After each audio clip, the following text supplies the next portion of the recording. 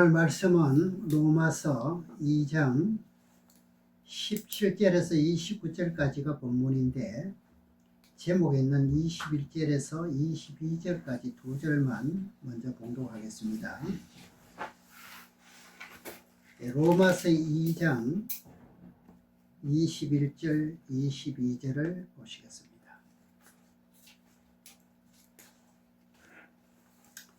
찾았으면 봉독하겠습니다. 그러면 다른 사람을 가르치는 내가 내 자신을 가르치지 아니하느냐? 도둑질 말라. 반포하는 자가 도둑질하느냐? 간음하지 말라. 말하는 내가 간음하느냐?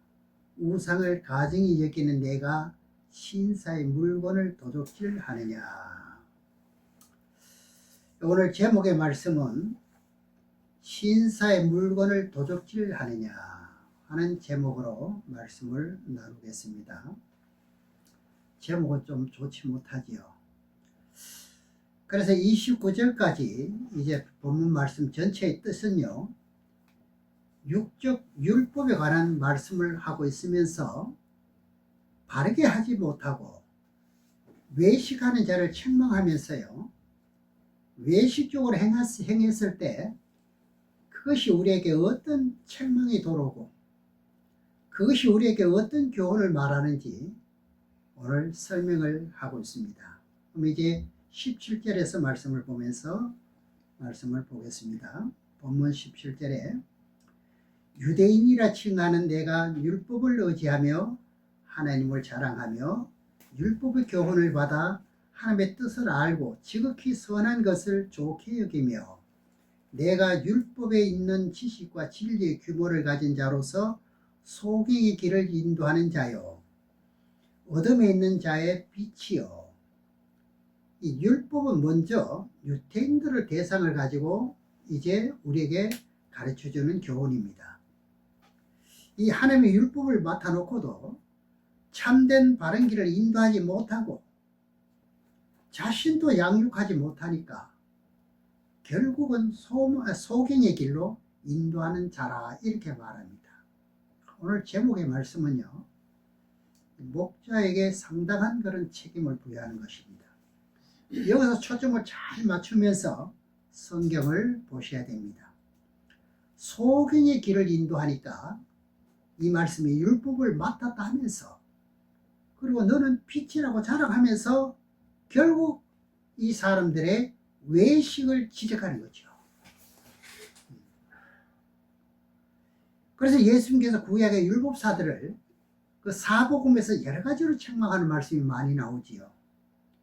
외식하는 서기관과 바리새인들이요, 이들이 외식하는 것을 보면은 모든 사람에게 경건하게 보입니다. 그렇죠? 어떤 누구보다도 경건하게 보이죠. 모양은요. 경건하게 보이는데도 경건의 능력을 부인하는 자리에 들어간다 이 말입니다. 디모데후서 3장 5절을 잘한 말씀을 또 보겠습니다. 디모후 3장 5절의 말씀, 디모데후서 3장 5절의 말씀을 보면은 잘 설명해 주고 있습니다. 경건의 모양은 있으나 경건의 능력은 부인하는 자니 이 같은 자들에게서 내가 돌아서라. 경건의 모양만 있으면 외식입니다. 아무리 목사라도 집사라도 권사라도 장로도 마찬가지죠. 경건의 모양은 있으나 경건의 능력을 부인하는 자가 바로 어떤 자냐? 외식하는 자라 그럽니다. 그럼 경건은 누구를 통해서 이루어지는가요? 예수님을 통해서 이루어집니다. 그렇죠? 그래서 디모데후서 3장 5절의 뜻은 경건의 모양은 있는데 경건의 능력을 부인한다는 거죠. 경건하게 되는 것은요, 예수 믿는 믿음이 아니면 경건해 줄 수가 없는 거예요. 인간의 어떤 도리와 모든 것의 예법으로는 이게 경건해지는 게 아니에요. 근데 외식하는 서기관과 바리새인들이요, 경건의 모양은 있대요. 오늘날도 그렇잖아요. 목사님들을 바라볼 것 같으면 모양은 멋지잖아요. 전혀 흠이 없는 것 같고 그렇잖아요. 근데 경건해질 수 있는 참된 진리는 누구냐? 예수님을 믿어야 하는데 예수님을 부인한다는 거예요. 아니 목사님, 아니 예수를 부인한 사람 누가 있습니까? 이것을 비유로 생각해 볼 때 목사님들이 하나님의 진리의 말씀을 가르치면서 믿음으로 보고 구원받는다, 아름다운 열매를 맺어라, 그러지요. 그 말 하지 않은 사람이 없지요. 그런데도 목사 자신이 믿음이 없다면 어떻게 됩니까? 디모데후서 3장 말씀처럼 책망의 말씀이 되는 거죠. 엄청난 말씀이지요. 우리에게 아무리 뼈아픈 말씀이라도 약으로 받아들이고 믿어야 된다는 거죠. 말씀은 약이잖아요. 그래서 로마서에서 우리에게 가르쳐주는 교훈이 무엇인지 우리가 잘 깨달아야 됩니다. 목사님들에게 말씀을 주셨습니다. 말씀을 맡아놓고 자신이 스스로 거룩하다 하면서 실상은 외식하는 이방인들에게 거룩함을 나타내고 있어요. 그러면 너는 경건의 능력은 부인하고 있지 않느냐? 이 말씀은 오늘 로마서를 통해서 율법을 가지고 있었던 바리새인들에게 말씀하신 그것을 가지고 우리를 비춰봐야 됩니다. 그때 바리새인들에게 말씀드렸던 것을 그때 당시 사람만 아니라 지금 우리를 바라봐야 되는 거죠. 네. 그분들이 했던 것을 예수님이 지금 지적하면서 로마서를 통해 가지고 사도 바울이 우리들에게 주신 말씀은 뭐냐? 너희들이 소경이라는 거죠. 소경. 이것을 가지고 마태복음 23장 27절에서 29절에 보면요, 외식하는 자들이요 화가 있다는 거죠. 우리가 기름 부음을 받았으면 하나님의 말씀을 맡았잖아요. 딴 거 없습니다. 단순합니다. 무엇을 맡았지요? 하나님의 말씀을 맡았어요. 그래 경건의 모양은 가졌습니다. 왜냐? 목사로 안수받았기 때문에요. 모양은 다 가졌습니다. 그런데 경건의 능력을 부인하는 거예요. 예수님을 은근히 부인하는 것을 말합니다. 예수를 전하면서도 결국 이 말씀에 적용한다면 믿음이 없다는 거죠. 다시 본문 말씀 17절을 보면은 유대인들이라 칭하는 내가 율법을 의지하며 하나님을 자랑하며 율법의 교훈을 받아 하나님의 뜻을 알고 지극히 선한 것을 좋게 여기며 19절에 내가 율법에 있는 지식과 진리의 모든 규모를 가진 자로서 소경의 길을 인도하는 자요 어둠에 있는 자의 빛이요 겉모양은요 경건합니다. 이 율법사들이 무엇을 부인했는가요? 경건하게 하게 되는 능력인 예수를 부인하게 되는 거예요. 다시 말합니다. 경건은 누구를 통해서 경건해집니까?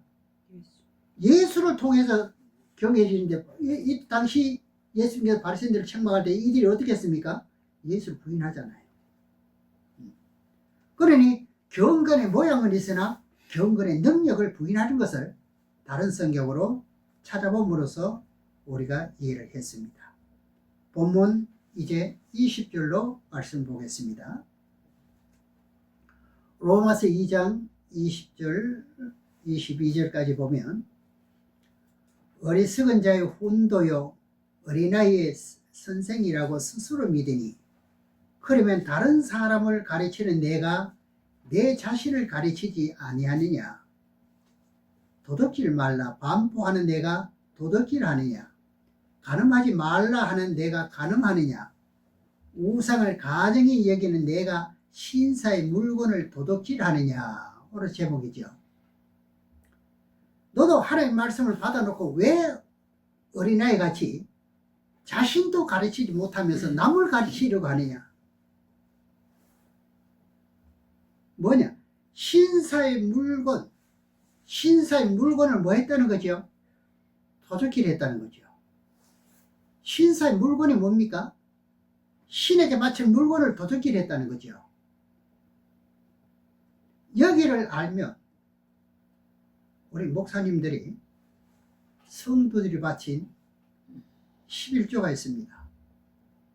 그 11조를 받아놓고도 어린아이 같은 혼도적인 역할로 자기도 못 가르치고 성도들도 못 가르치면요, 뭘 도둑질 했다는 뜻이죠?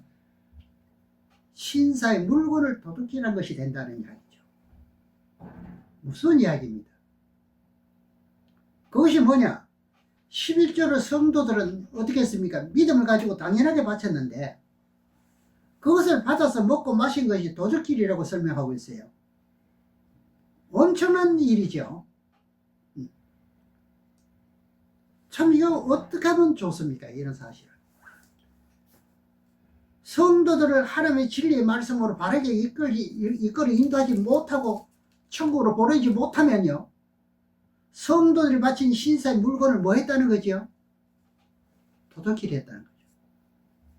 야, 이 목사님들이 이것을 알 것 같으면 네가 말씀을 받아놓고 어떻게 해요? 말씀대로 양육하지 못했으면요, 그럼 성도도 어떻게 천국 가지 못하는 결과가 나오냐? 그럼 뭘 도둑질 했다는 거죠? 신사의 물건을 도둑질 했다.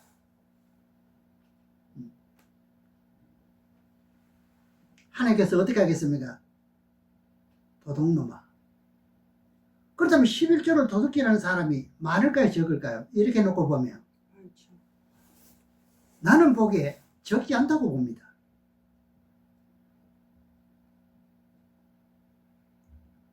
그래서 우리가 성경을 놓고 너무 부드러운 말만 하니까, 좋은 말만 하니까 이런 말은 들어보질 못하지요. 말라기 3장 7절 8절을 보겠습니다. 그래서 이게 기름 부은 종들은, 목사님들은 참 이런 사실을 알아야 되죠. 말라기 3장 7절 8절 두 절을 보겠습니다. 예, 이런 부분, 이 성경 말씀을 잘 여러분들이 보셔야 됩니다. 7절 8절에 보면 만군의 여호와가 이르노라 너희 열조의 날로부터 너희가 나의 규례를 떠나지 아니하였도다. 그런즉 내게로 돌아오라. 그리하면 나도 너희에게로 돌아가리라 하였더니 너희가 이르기를 우리가 어떻게 하여야 돌아가리까? 사람이 어찌 하나님의 것을 도둑질하겠느냐?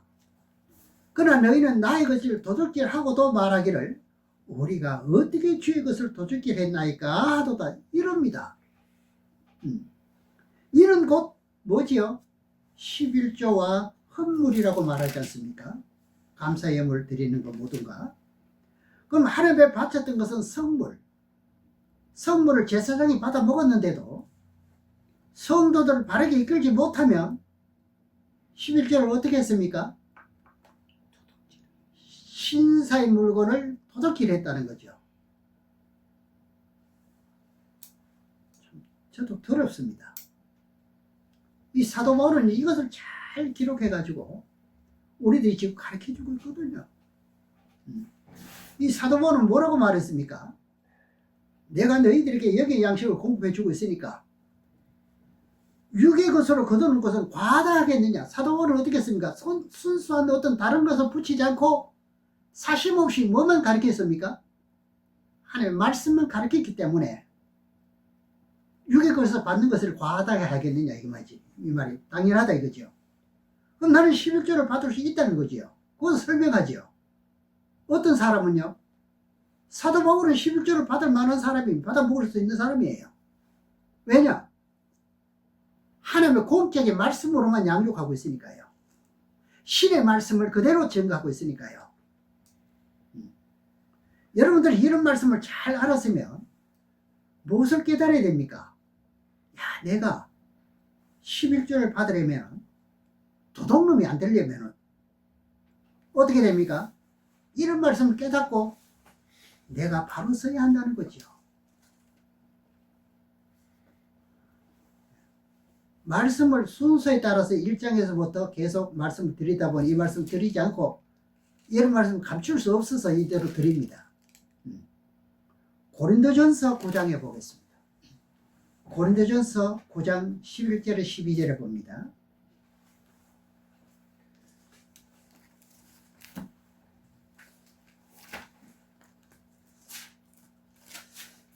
고린도전서 9장 11절로 12절에 보면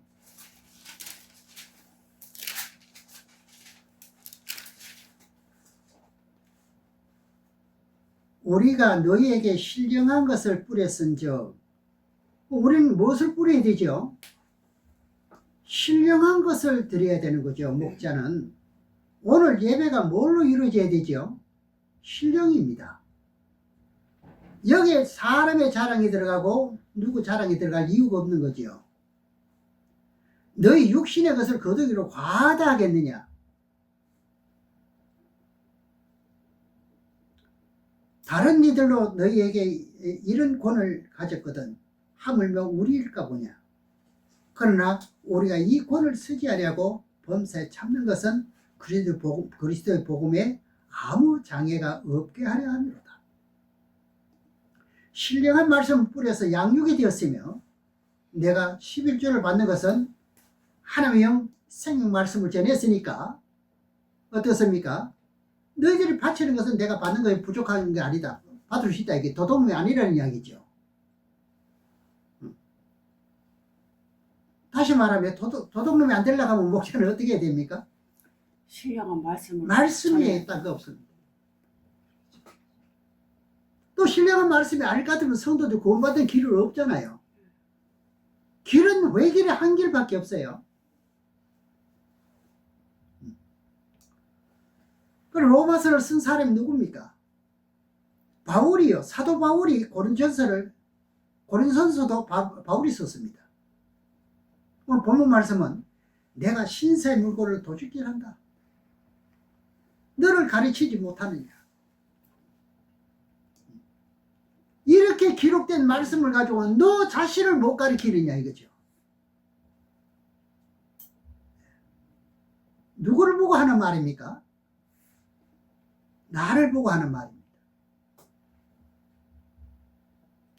우리가 하나님의 말씀을 맡았으면 성도들에게 어떻게 했습니까? 영의 양식을 주며. 그럼 성도들이 하나님의 바치는 11조를 받을 수 있지만 반대로 그 사람에게 바르게 말씀을 주지 못하고 양육이 안 됐으면요 예의 도둑놈아요. 이런 설교 들어보셨습니까? 오늘 목사님들이 11조 받는 것은요 너무 당연하게 지금 생각하면서 이 성도들을 잘 양육하면서 천국으로 보내는 것은 왜 당연하게 여기지 못하느냐 이거죠. 받는 것은 당연하게 여기면서 왜 천국 가는 길을 당연하게 가르쳐야 될 것을 못 가르치느냐 이런 뜻이 되잖아요. 엄청난 사건이 아닐 수 없죠. 우리가 생각하기에는 그저 목사니까 당연하게 성도들이 바치는 11조로 주의 종의 것이니까 맞아요. 종의 것이 맞아요. 주의 종의 것이에요. 당연히 받으면 될 줄 알았는데 아니더라 이거죠.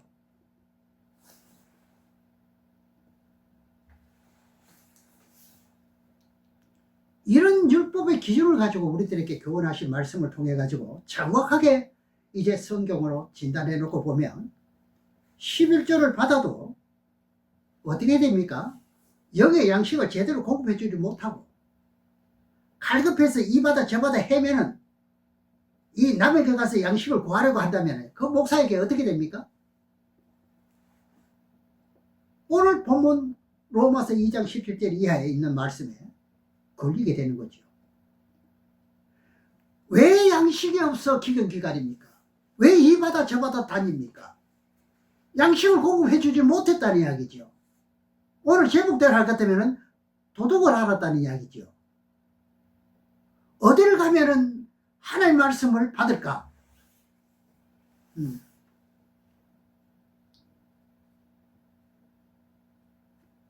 그래서 사도 바울이 고린도전서 9장 11절에 말씀하신 것이 내가 너희들에게 신령한 양식으로 뿌리고 양육했으며 내가 육으로 받는 것이 과하다겠느냐? 가하다 이 말입니다. 당연하다 이 말이죠. 어떤 사람 같으면은 사도 바울 같은 사람입니다. 저도 노력해야 될 것밖에 없습니다. 남은 것은 과제는요. 성경의 도리를 지키면서 성경은 이러하다는 것을 보여드려야 되는 거죠. 저도 이렇게 11조를 받으면서 이것을 받으면 죄가 될까 하는 고심도 해보지요.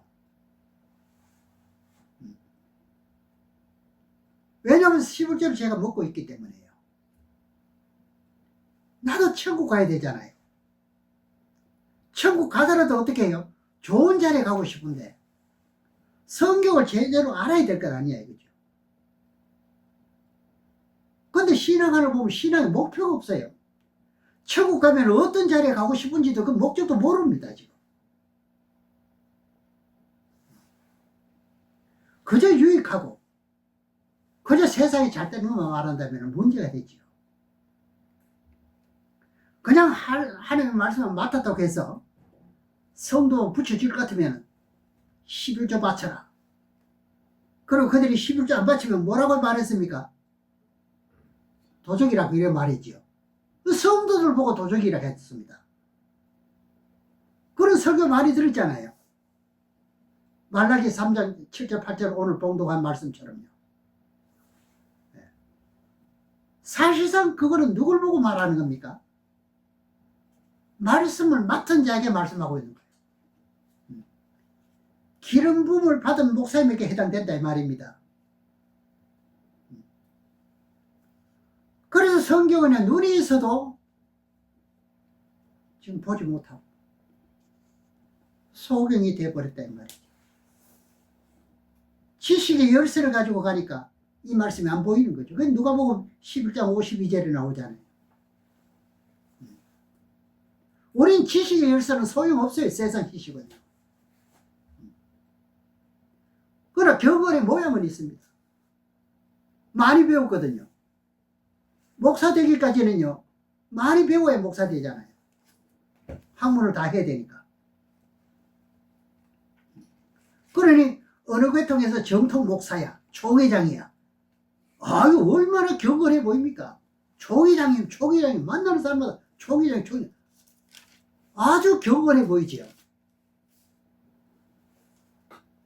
무엇을 부인할 수가 있어요? 예수 그리스도를 부인할 수가 있는 거예요.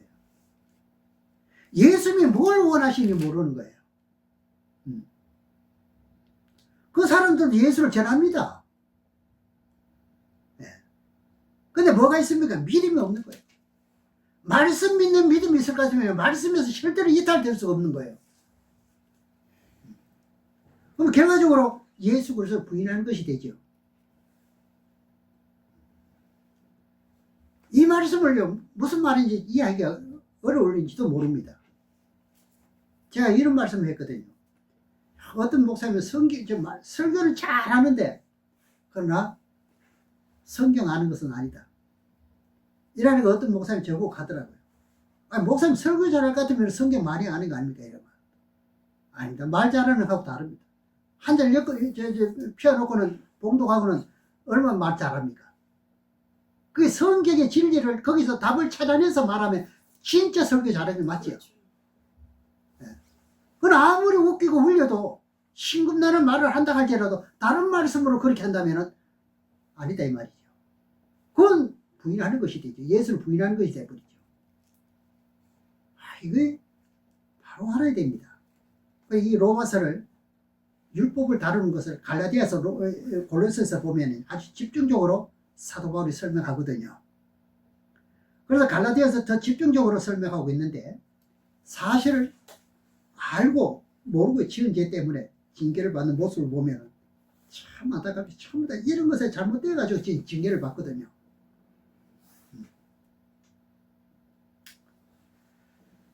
그런데 이런 말씀을 정통하게 말씀을 전할 것 같으면요, 만약 성도들 상대로 말할 것 같으면 성도는 삐져버립니다.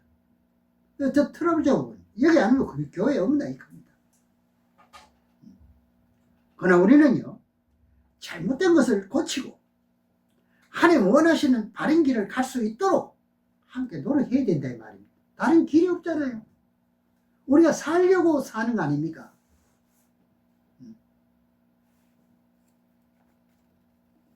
내가 그래도 하나님의 뜻대로 하려고 목사님 같으면 성도들에게 많은 고난과 고통을 성경을 통해 가지고 영의 양식을 어떻게 합니까? 목자는 그런 고통과 고통을 당하면서도 성도들에게 뭘 거부해야 되죠? 하나님의 뜻대로 하나님의 말씀을 그대로 나 자신은 피곤해도 어떻게 해요? 성도들의 공급해 주는 그 양식을 위해서는 해야 된다는 이야기죠. 그 다음 믿지 않고서는 그건 성도들의 책임이죠. 잘못 정하는 것 그 자체는 뭐냐? 목자의 책임이 된다 이 말입니다. 본문 말씀 들어갑니다.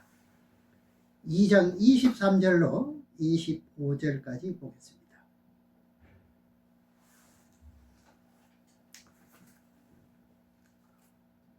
율법을 자랑하는 내가 율법을 범함으로 하나님을 욕되게 하느냐? 기록된 바와 같이 하나님의 이름이 너희로 인하여 이방인 중에 모독을 받는도다. 내가 율법을 행한 즉 할례가 유익하나 만일 율법을 범한 즉 내 할례가 무할례가 되느니라. 하나님의 말씀을 받았다는 유대인들은요, 자기들은 거룩하다는 자부심을 가지고 있어요.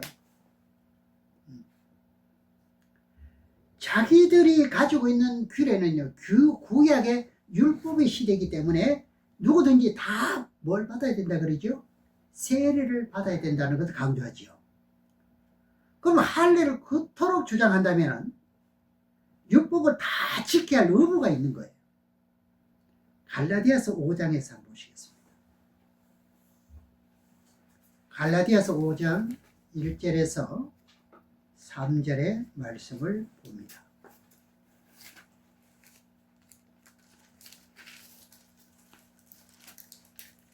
갈라디아서 5장 1절로 3절에 보면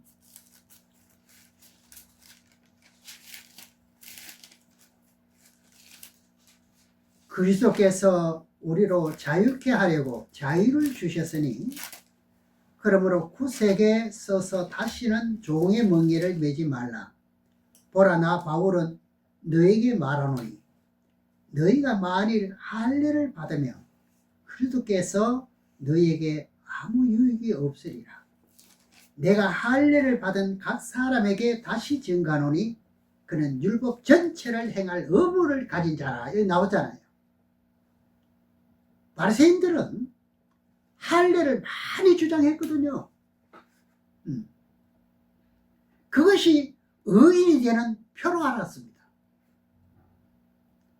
그래서 내가 할례를 주장한다면 율법을 다 지켜야 된다. 이 말씀을 가지고 본문으로 끌고 갑니다. 본문 2장 26절에서 봅니다. 26절에서 마지막 29절까지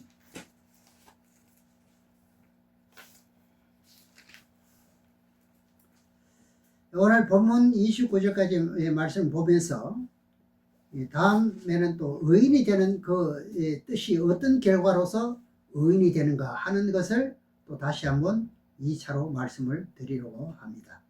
26절에 그런즉 무할례자가 율법의 제도를 지키면 그 무할례를 할례와 같이 여길 것이 아니냐.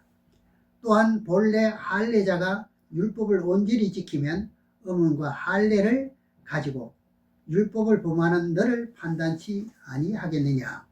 할례를 주장하고 율법의 말씀을 받은 사람들이 율법의 말씀을 지켜야 할 의무가 있는데도 지키지 않습니다. 반대로 무할례자가 율법의 제도라는 그 할례를 지킵니다. 그러면 나중에 그 사람을 판단할 수 없습니다. 판단할 수 있습니다. 그래서 중요한 핵심은 28절에서 봅니다. 28절, 29절에 대저 표면적인 유대인이 아니요. 표면적인 육신의 할례가 아니라 오직 이면적인 유대인이며 할례는 마음에 할지니 신령이 있고 의문이 있지 아니한 것이라. 그 칭찬이 사람에게서가 아니요 다만 하나님께서니라. 이제 그 28절 29절의 말씀을 보니까 이제 이해하시겠죠. 앞의 말씀을. 구약의 율법을 따라 할례를 받게 된 동기를 쭉 설명하면서 너희들이 표면적인 할례가 아니고 표면적인 겉으로 말입니다. 겉으로. 할례가 아니고 이면, 속이자, 속 사람을 말하거든요. 여러분은 어떻습니까? 이면적인 할례를 받았으니까 어떻습니까? 속으로 믿는 거죠. 말씀 믿는 거죠. 예수는 무엇으로 믿죠? 겉으로 믿는 게 아니라 속으로 믿어야 되는 거죠. 그래서 오늘 말할 때 마음이라 그럽니다. 마음. 그러면 할례를 받는 동기는 뭐냐? 하나님의 언약의 약속을 믿는 믿음 가운데 의로 이루어지고 의란 칭호를 받은 후에 표면적으로 나타내는 자체를 할례라 그럽니다. 할례를 가지고 이제 로마서 4장에 1절에서 11절까지 쭉 보면 무슨 뜻인지 기록되어 있습니다. 로마서를 보겠습니다. 로마서 4장 1절에서 11절까지 말씀을 보고 맺겠습니다. 로마서 4장 1절에서 11절의 말씀. 그런즉 육신으로 우리 조상된 아브라함이 무엇을 얻었다 하리요? 만일 아브라함이 행위로서 의롭다 하심을 얻었으면 자랑할 것이 없으려니와 하나님 앞에서는 없느니라. 성경이 무엇을 말하느냐? 아브라함이 하는 믿음에 이것이 저희에게 의로 여기신 바 되느니라. 일하는 자에게는 그 삿을 은혜로 여기지 아니하고 빛으로 여기거니와 일을 아니할지라도 경건치 아니한 자를 의롭다 하신 이를 믿는 자에게는 그의 믿음을 의로 여기시나니 일한 것이 없이 하나님께 의로 여기심을 받는 사람의 행복에 대하여 다윗이 말한 바 그 불법을 사하심을 받고 그 죄를 가리우심을 받는 자는 복이 있고 8절에 주께서 그 죄를 인정치 아니하실 사람은 복이 있도다 함과 같으니라. 그런즉 이 행복이 할례자에게뇨 무할례자에게뇨 대저 우리가 말하기를 아브라함에게 그 믿음의 의로 여기셨다 하노라. 그런즉 이 일을 어떻게 여기셨느냐? 할례시냐 무할례시냐? 할례시가 아니라 무할례시니라. 마지막 11절에 저희가 할례를 표를 받은 것은 무할례시의 믿음으로 된 의를 인친 것이니 하나님의 언약의 말씀을 인친 것이니라. 할례라는 것은 조상 대대로 유전되어오는 계통에서 우리는 할례를 행하기 때문에 의인이야. 이런 모습의 있을만 가지고 우리는 의인이야, 유대인이야. 이렇게 자랑하는 것은 무슨 유대인이 되는가요? 표면적인 유대인밖에 안 되죠. 그거 맞아요. 지금 현재 유태인들이 지금 그거 자랑하거든요. 우리는 하나님의 아브라함의 조상이라고 아주 긍지를 가지고 있거든요. 저게 이제 뒤집어져야 되는 거죠. 그럼 어떤 것이 참 유대인이란 말입니까? 이면적 유대인입니다. 그래 이면적이라는 것은 마음에서부터 하나님의 언약의 약속을 믿는 믿음 보고 참된 의라 이렇게 말합니다. 그 의가 이루어진 사람에게 하는 것이 할례의 표라는 겁니다. 그럼 구약의 할례가 신약에 와서 세례로 바뀌어졌죠. 순서를 여기서부터 설명하고 있는 겁니다. 이 설명을 구체적으로 어디서 말씀했는지 찾아보면 다음 시간에 보겠습니다만 창세기 15장 1절에 6절까지 쭉 계속해서 보면 하나님께서 아브라함에게 나타나가지고 갈대 우르를 떠나라고 말하지요. 미리 약속했지만 자식을 주지 않았습니다. 언약을 했는데도 자식 주지 않았습니다. 그런데 그 언약을 아브라함이 어떻게 하던가요? 믿는 거예요. 겉으로 믿었는가요? 이면적으로 믿었는가요? 이면적으로 믿는 거예요. 그 내용은 다음 시간에 말씀드리도록 하고, 오늘 본문의 말씀처럼 여러분들은 어떤 것과도 하나님의 말씀이 중요하다는 사실, 말씀이 나를 인도한다는 사실, 목표 지점까지 꼭 믿는 저와 여러분 되시기를 주의 이름으로 축원합니다.